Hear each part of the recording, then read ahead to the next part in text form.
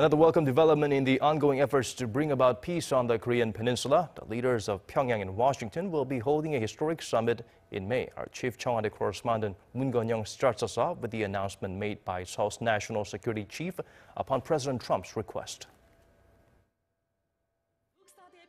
One historic breakthrough after another.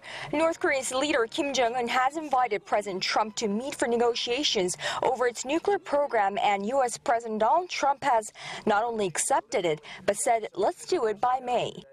The stunning announcement was made by South Korean President Moon Jae-in's national security advisor Jong-un in Washington to discuss the outcome of a rare visit to Pyongyang by Seoul's presidential envoys earlier this week.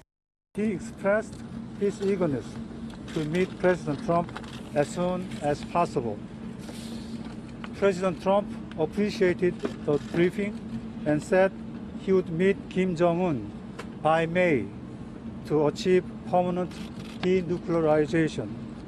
The U.S. president's acceptance came after the South Korean official relayed Kim's pledge to refrain from further nuclear tests and move towards denuclearization.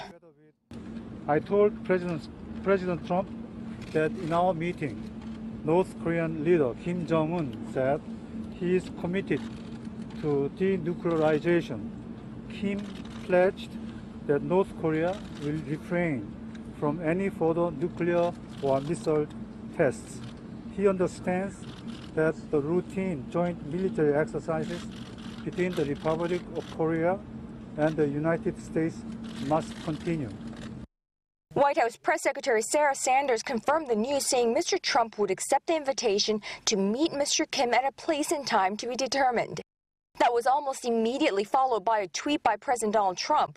He said North Korea's Kim Jong-un had talked about denuclearization with the South Korean representatives, not just a freeze, that a meeting is being planned, but sanctions would remain in place for the time being. The meeting, if it does take place, would make Trump the first sitting U.S. president to meet with his North Korean counterpart, a stunning diplomatic breakthrough with uncertain consequences. South Korean President Moon Jae-in hailed the agreement.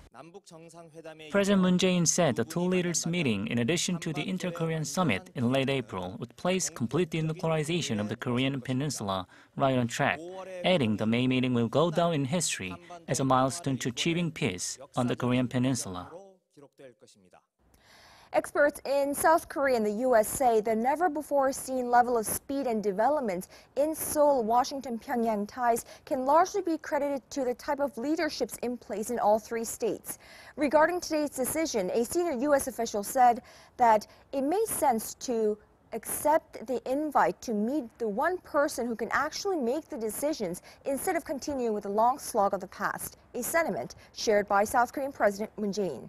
Moon Connyoung, Arirang News, The Blue House.